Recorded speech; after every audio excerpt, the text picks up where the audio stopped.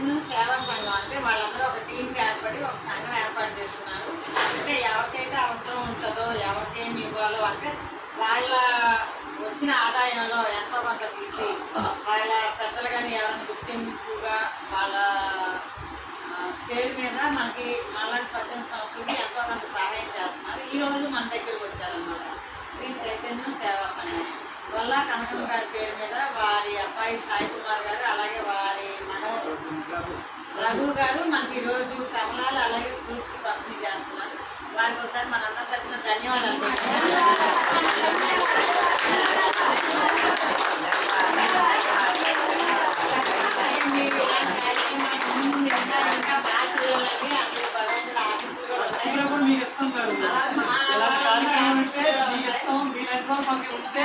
ఇంకా చేయగలుగుతాం మా వాళ్ళ ఆఫీసులు కూడా ఉన్నాయి. ఇంకా మీరు మంచి పేరు తెచ్చుకోవాలి విజయవాడ. మేము తిరిగి తిరిగి మీ అత్త తెలుసుకుంటాం కదా.